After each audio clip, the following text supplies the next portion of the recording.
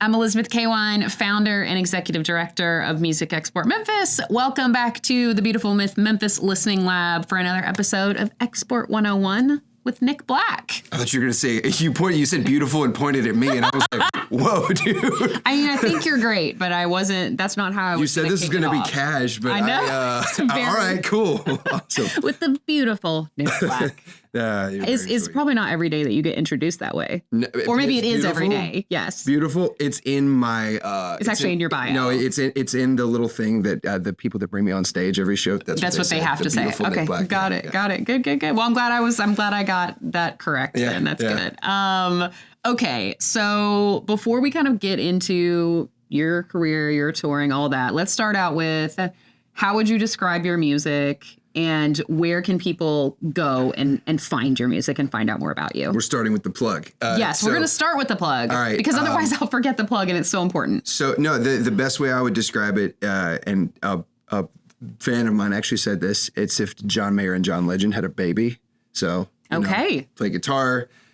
I guess I sound sort of like John Legend. So, but it's soul pop is the best thing I would describe it as. I take all the elements of the music I grew up listening to, the Memphis soul and everything, and then take the other stuff I grew up listening to, which is the Max Martin productions, the Britney Spears, the Backstreet Boys, all that, and sort of fold that into it. And it I don't know, it makes a really fun. Yeah. I just like to have fun. That's really what it is. Even the serious stuff, it's always punctuated with, fun stuff. I don't know. Fun. Okay. And where can people find the fun on the internet? YouTube.com/ the handle is Nick Black Music. It's Nick Black Music everywhere. So Nick Instagram, Black Music everywhere. Twitch, TikTok, everything. Nick Black Music. NickBlackMusic.com for tour dates and merch. Okay. Yep. Nick Black Music everywhere. Yep. And that's what we're going to talk about is Nick Black Music everywhere. Okay. All right. Okay. So I always love to kick things off talking about your very first tour. Yeah. Just, really get into those memories. Yeah. What went well? What was terrible? Let's just go there. Spare no detail. Your very first tour as Nick Black. Yeah. So I had toured with other bands before, and I sort of learned how the things I wanted to do and the things I didn't want to do. But you never know until you get into the Airbnbs and, that you're staying in and the rooms that you're playing and everything, because I sort of piggybacked off of the audience that I had built with the other band. So I was able to play some rooms that I maybe wasn't ready for yet, and I could pack them out. But I was bringing them something, they were expecting one thing, and I was bringing them just me, with my band. So it was the sort of hyper, a little bit gospel, a little bit pop, a little bit soul music. But they were totally fine with it. So it let me know that there was if people were open-minded to it, that I could make a living doing it. So I guess the first tour where I did that was a tour to Florida, and went and played one of my favorite places in the world. I don't know if I even want to say the name on a podcast, because it's like my home away from home. But it's called the Paradise. It's in Pensacola. It's this beachside tavern, beachside hotel motel situation. You would pull up and be like, Nick, why are we here? Yeah. What is this? And it is literally the coolest place in the world. You get up, you play your music, everybody has a good time, you finish, everybody buys you drinks, everybody's having they hop around the strip and everything. It's a wonderful place to you can try new stuff. You can work out, you can work out new things. You can try new entertainment bits and stuff. They're game for whatever. So they're just there on the beach. It's the sand and the bay is right there. The beach is literally a 2-minute walk away. So that's amazing. Then I went and played at a spot in Orlando right after that. Went from Pensacola, played in Tallahassee, went to Orlando and played to 3 people. Who did not want me to be there. That's a heat check. Yeah. Well, dude, it's just what happens. You play these rooms, you play the ones where it's really, really fun. Sometimes those are the ones you expect. Sometimes they're not the ones you expect. Mm-hmm. You show up and you're like, I don't know, I've never been here before. You show up and it's so fun. The crowd is great. then you'll go and you'll play places that, I don't know, all the emails were good. And then you show up and you're like, whoa, dude, I was not expecting, I wasn't expecting the bartender to be throwing ice at the patrons because they were so drunk. Oh my gosh. And there's only 3 of them. Yeah. And he's like, Jenny, get off the table, throwing ice at him and everything. So I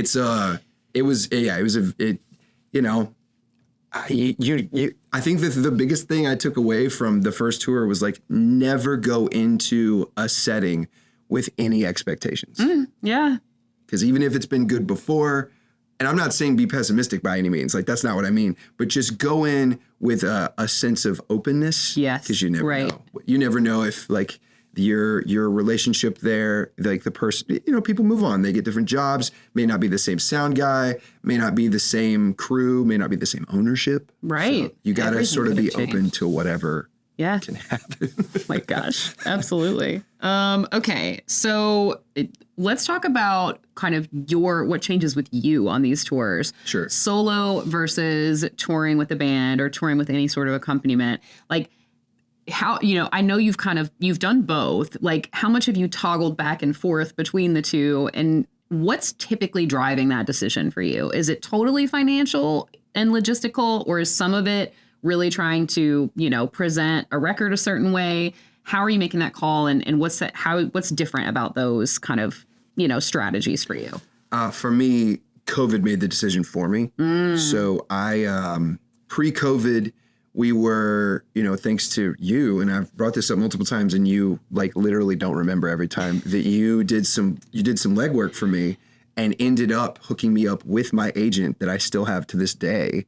And it was just like cold emails. I think you did. Yeah. You just reached out, and I ended up with a really, really great connection. Went out there, started making waves and everything, had some really big shows lined up. And then, of course, the world fell apart. Right. And so then I sort of had to regroup. Some guys in my band got different jobs because they had to, provide for the families. Right, absolutely. Folks started driving 18-wheelers and started being teachers and having bigger obligations. So when the mandates started coming off and, you could put your foot on the gas a little bit more for touring, I had to do something different.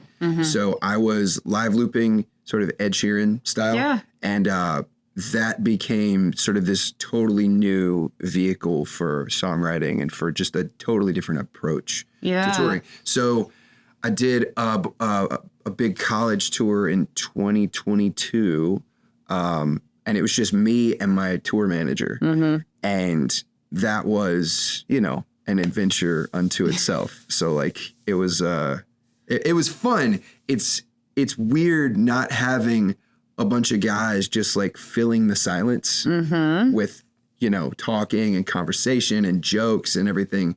That's one of the things that really keeps your head above water mentally on the road. When you've got to drive 17 hours to a show, having good conversation and having, people that you can lean on is even just for the driving.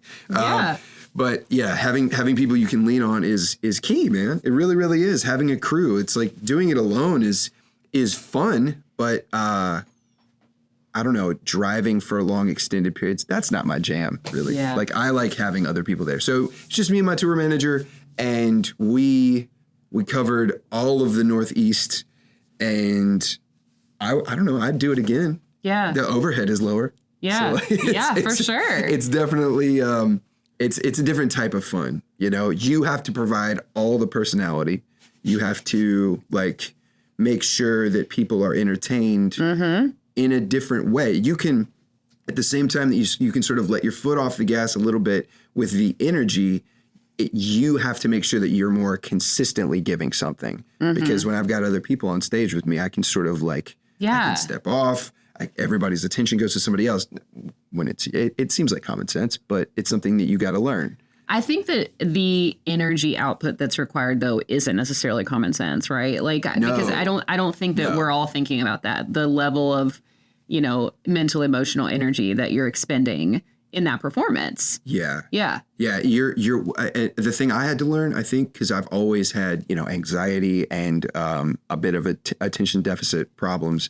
The thing that I had to find was like a Zen place because I would get so hyped up that, it showed through my performance and my voice and everything. So I had to, through therapy and through lots of things, I had to find a place of relaxation that I could be creative from, and realize that, I don't know, I'm just a musician. Like, it's not some like be all end all creator thing. It's just, I'm just there to make people happy with music. You don't have to change lives or anything like that. Yeah. And sometimes you do anyway. Exactly. So, you just do what you do and hope people like it. Yeah. Yeah. So are you primarily being booked now by a booking agent? Or are you still doing any booking yourself? So when I need to try out new stuff and new material and see how it feels against an audience, I'll book myself, on like little runs here and there, whether it's with a band or it's just me or something. But that really helps me gauge. You can spend all this time working on a record, and then you get out in front of an audience, you're like, this doesn't work at all. Yeah. It's a cool sounding record. You like the message of it. Then you get out in person and you're like, this doesn't, like, they're either not relating or something is not working. Yeah, there's a disconnect. Yeah. So you go back and work on it again. So like that's been really the only time that I book myself. Otherwise it is, one of two agencies that does it. Yeah. So in sort of partnership with them, how do you think about routing now at this point in your career? Well, I mean, are we nerding out about this? Go. Okay, cool. Yeah. So I like to not have more than a 5 to 6 hour drive on a show day. Okay. Because I'm usually doing a chunk of that driving. And even if I'm not, there's something about being static for 6 hours. Oh my gosh. Yeah. And then having to like get up, because, most of the places I'm playing are sort of mid-sized, or small. So like, you get in and you have to start doing everything, set up, all that kind of stuff, sound check. And then the show is, maybe it'll be like an hour or 2 hours after that, which means more sitting around. So but if we have, if we're off, I'm happy to drive 10 or 12 hours. You guys and your driving, like it's good, man. We did a cross country thing last year. Yeah. Earlier this year. I don't even remember. It's all running together. Did a cross country thing not too long ago. And we drove across, routed through Arkansas, went to Nebraska and Colorado, played in Vegas, then made it to California, routed all the way back. But we got all the way out to California, and agents will do this. They'll send you out somewhere and they'll route you and then give you nothing back. Oh my gosh. But I'll tell you, that drive through like Arizona, yeah, the New Mexico, Texas, all that kind of stuff. It was incredible.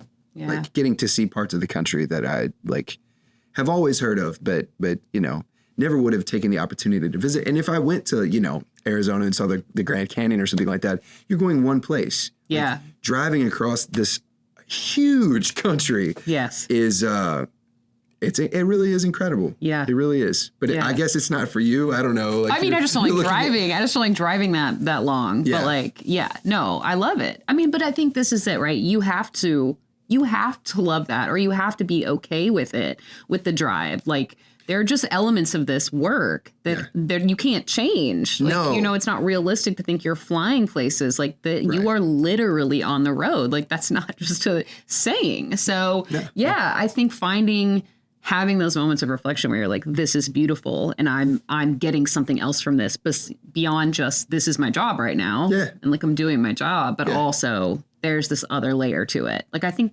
you have to have that, right? Or else you wouldn't be able to keep doing it. It gives me this sense of forward momentum, not only with just like literally driving or moving in a van or bus or whatever we're in.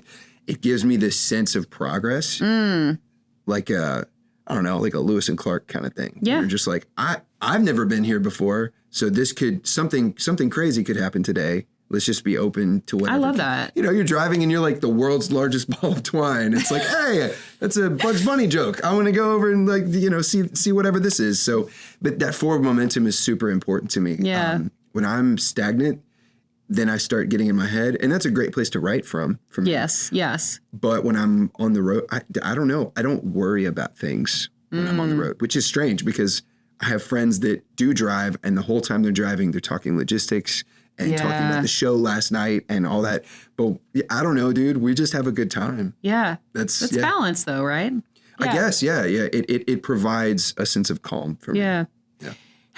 What's your general rule of thumb, if you have one, for like how frequently you want to get back to a market? Like, say you've gone to a city for the first time. Mm-hmm. Are you like, got to get back in 6 months, or is it like, 8 months to a year? Or, I mean, how much are you thinking about that? It depends. Luckily, I've been able to sort of like push that off on my agents, but I still have to be cognizant of it, because if we go and we play a place that's like brand new and we go and we play, a smaller venue, I try to get back there within a year. Yeah. But sometimes we'll go to a place and the market doesn't suit us. Yeah. Like you go and you're like, okay, well, we know that we have data from these places and we've got fans here, so we're going to hit these places. Those are too far apart. Let's get something between that's a shot in the dark. Mm-hmm. And you go and you play in Fort Collins, Colorado. No shade on Fort Collins, but you go and you play at a bowling alley in Fort Collins, Colorado. Hypothetically. And it doesn't, it's like, it doesn't feel right. Yeah.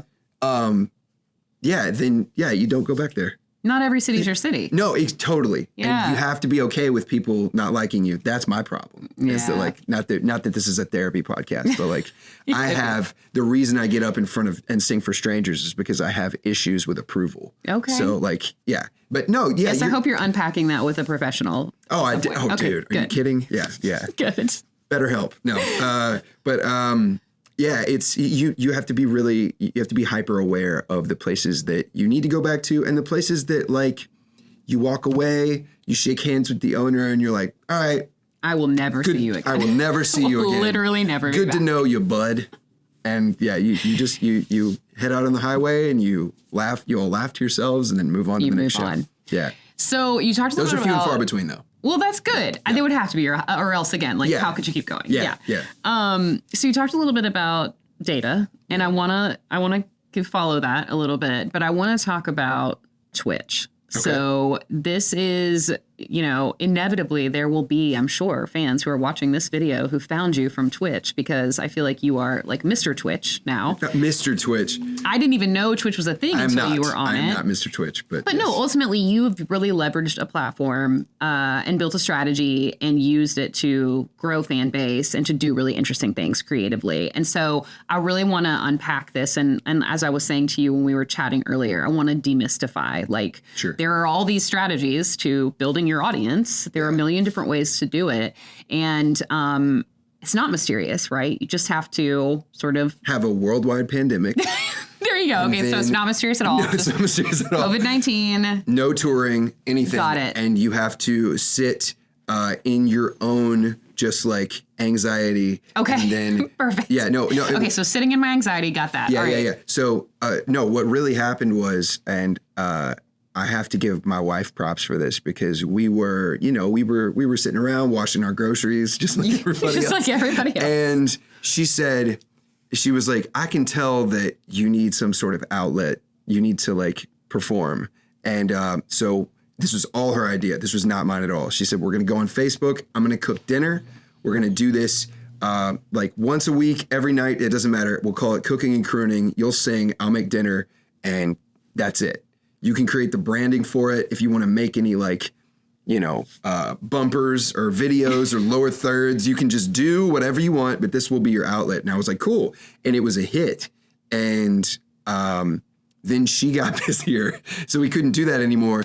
And long story short, I discovered Twitch through the video gaming community. What is Twitch, for those who don't know? Twitch.tv is a website where primarily video gamers stream themselves playing video games. Okay. Yep. So it'll be people that are just playing the game. It'll be people that are breaking the game, that are, that's the thing that sort of got me into it, was people playing old games, but playing them in crazy ways and like breaking them and stuff to make them go faster. Yeah. So I was watching somebody one night on YouTube and they were like, hey, come over to my Twitch and you can watch me do this live. I went over there and I was like, there's like a community. It feels like home for some reason. Yeah. And I was like, I discovered that there were musicians on there that were doing it.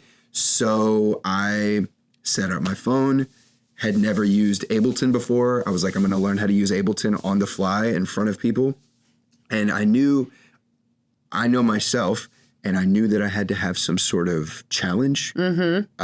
That's just my personality. I work better when there's something working against me. Okay. So I created this sort of artificial adversary in that I was going to stream for 30 days straight and get samples from my friends from all over the world, bass, guitar, drums, vocal stuff. Somebody sent me their guinea pig.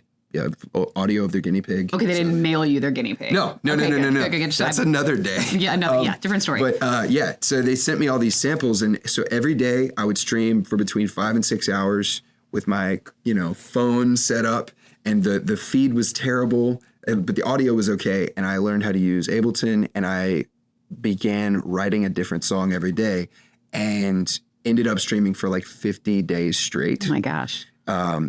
And ended up with 150 songs from that, and like a couple of albums worth of stuff. We released one of the albums, and then I've written Christmas songs and Halloween songs and all sorts of things. So it's been that's the sort of the short version.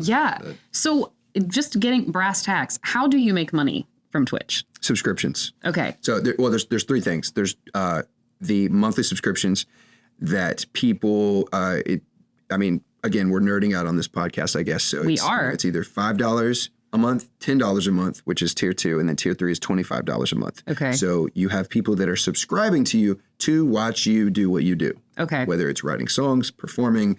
One of my other favorite streamers, she has these goats that she takes care of on stream, and she she milks them, she feeds them, but it's just so calming. I was going to say that sounds so meditative. It's so meditative. Yeah. But anybody, you can sort of find any interest on Twitch.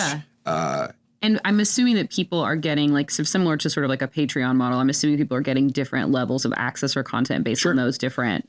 So with those tiers of involvement and subscription, you get access to different emotes, which are like emojis. Mm-hmm. So you get access to these exclusive emotes. And also, I have something called Discord linked to that. So I have a whole community of people on the Discord app, which is a video text chat app forum kind of thing, where we've got it all separated into interests, and they can share stuff about their pets, their memes, their art. They can request songs from me through there. And there's parts that are only available to certain tiers. So like if you're a tier 3 subscriber, I'll be sending you demos and stuff and being like, what do you all think about these songs? Because they're the people I know that I'll get a serious answer from. Yeah, right. They won't be like, oh man, this is banging. They'll be like, well, I've been watching you for 3 years. This is not your best, mister.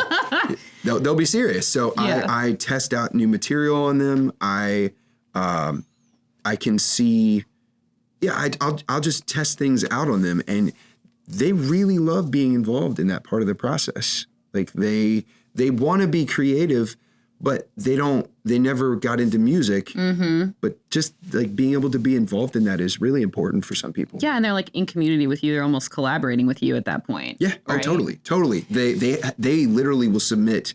We'll do a songwriting stream, and they will submit lyrics, and I'll explain why the lyric either works or doesn't work.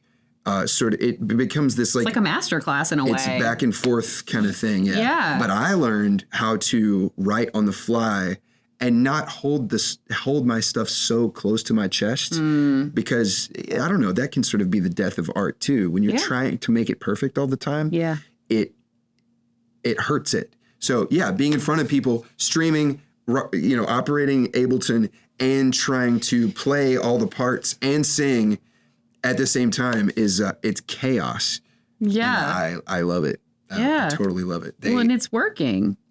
So, I mean, I think a question I have for you is from your perspective, is there something special about you and how you approached this that has been key to being successful? Or from your perspective, do you feel like, no, like, an artist with a certain amount of talent could dedicate themselves to this? Like anyone could find their community here. Or do you feel like there's something special about you that's made you uniquely successful in this platform?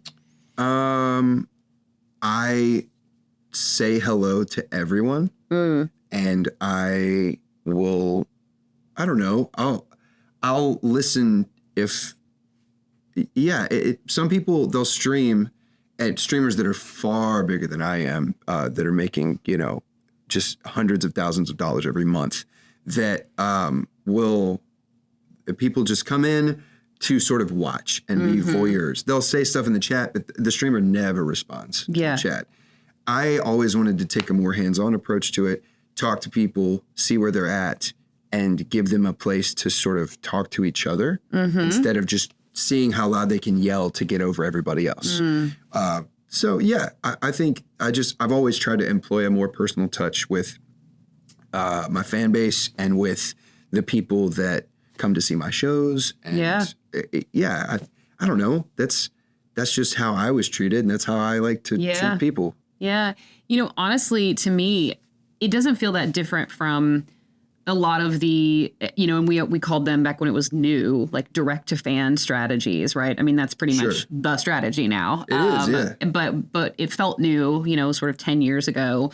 And what you're describing is it's the way to build those true fans anywhere. Right. You just happen to have found this space and you're using this tool. But I feel like that's what any artist who wants to really build that loyal fan base should be thinking about, is like building community amongst those folks, and also, how it can feel like a personal experience for them. Yeah, totally.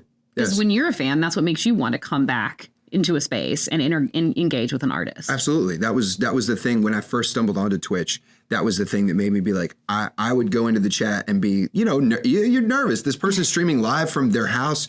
And the guy I was watching, he's from Canada, so he'd be streaming, and you say hi, and he's like, "Hey, what's up, Nick?" It's just the strangest thing to have. You're basically going into a party that you've never been to before, and that's how I treat it too. If somebody comes into my party, even if there's a few hundred people watching, especially if it's a regular, like it's like Cheers, Somebody comes in and everybody goes, "Hey, welcome, what's up, idiot?"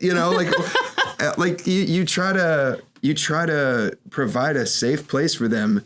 That's not like it's not a sad place. I try to, have fun with the whole, make a safe place that's fun. Yeah. So you did this for 30 days straight. Well, 50 days straight in the beginning. How frequently are you doing it now? 3 days a week for 4 hours a day. Oh my gosh. Yeah. It's fun, man. I got to go to Paris earlier this year. They sent me. Okay, well, let's talk about that, because we don't have a ton of time yet. We're going to wrap up here in a minute, but I really want to bring this back around to the touring piece, right? Yep. And I want to talk about how you have leveraged Twitch, the data you've gotten, the community you've built. How is that connected to actually being out in the world and performing for people live? So if I can have somebody, there's an accountability that comes with talking to somebody in person, even over the chat. Yeah. So if they say, "Nick, I want you to come to Boise, Idaho," I'll bring 40 of my coworkers out. That's a sure thing, So I'm gonna jump on that. Especially if it's a new market or something like that, you show up and you can fill a small room. The owners are gonna be like, "Okay, cool. We'll have you back. We'll have you back." Yeah. And if I know that there are a large group of people from Twitch that are in one area, like I've been trying to get to Amsterdam for forever. Is that like you have a strong Twitch audience? I don't know why, but Germans and Dutchies love me, man. I don't know what it is. So I've been trying to get to those places for forever. But you went to Paris. But I went to Paris, and that was only because you asked about how to make money off of Twitch. Well, it's subscriptions, it's Twitch currency, which is called bits. So your dollars can be turned into Twitch currency, and then people sort of tip you with that. Okay. So there's cash, and then there's bits, and then there are then there are the subs, but with the donations, just the cash, I mean, that's just through PayPal and Cash App and Venmo and everything. So yeah, they raised a bunch of money to send me overseas to TwitchCon in Paris. And I got to meet a bunch of them in person, and like, it was really, really cool. That's incredible. Yep. TwitchCon. I see. I told you were Mr. Twitch. You fought me on that, but I think you are. As far as Memphis is concerned, I think you're Mr. Twitch Memphis. Yeah. No. Yeah. We'll get you a sash. Yeah. No. But then I'll go and like, if somebody be like, I'll have you at my house and put you up, and I'll do house parties and stuff like that. Those are always so fun, man. That's incredible. Yep. So before we wrap up here, what is just one piece of advice, like one sentence, someone who's watching this and they are wanting to build a touring career, what would you tell them? What do you wish you knew? That the bar is lower than you think it is to get out. If you can have if you can be professional and be on time, be rehearsed, and the sort of the sky's the limit. You can do it. Yeah. People do far less and are more successful. Oh, I think that's really valuable. Yeah. Because a lot of us are like, well, I have to get to this point, or I have to No. this You or just sound do like it. this. You just do it. It's a mental leap, and you have to be a little crazy to make it. Yeah. Because there are some people who are scared of the possibility of failing. Just fail.